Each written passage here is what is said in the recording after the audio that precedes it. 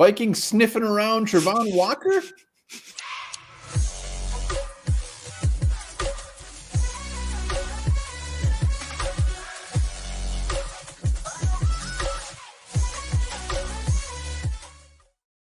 All right, welcome back to the Onebar and Lupagus show. I am Onebar with Lupagus and the Vikings bringing in Travon Walker for a pre-draft visit. Wow.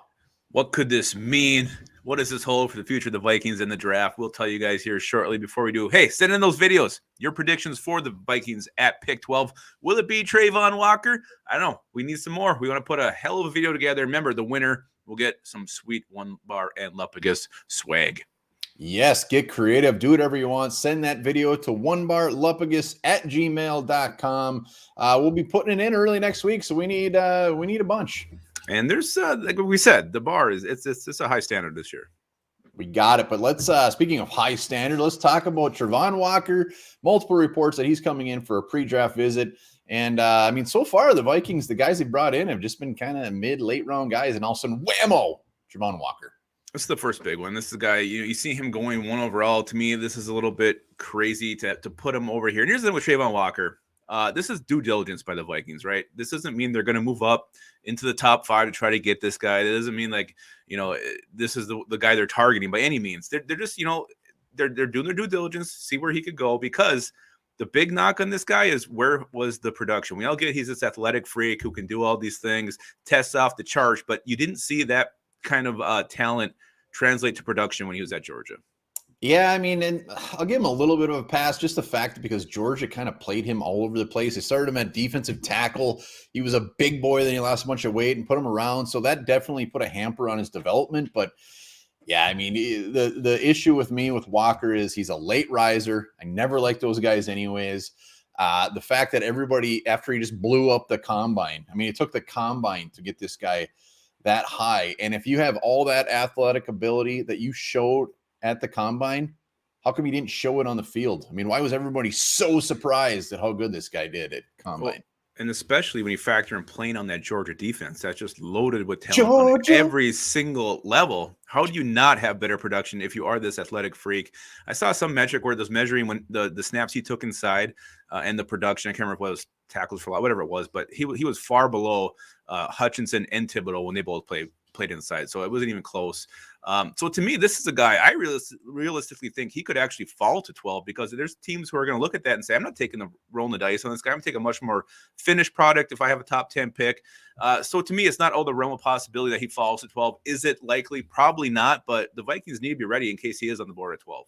I think that's why they're doing it. If they actually traded up to get him, I would be not a happy camper. So I'm thinking there maybe this is a guy that's slipping a little bit. Maybe he's going to fall to 12. Maybe the hype's not real. But then you have teams like the Giants, Seahawks that could absolutely do anything. So we'll see. I mean, just back to his production. I mean, more I read about this guy and learn about him is he's actually really damn good at stopping the run, which I was a little surprised about.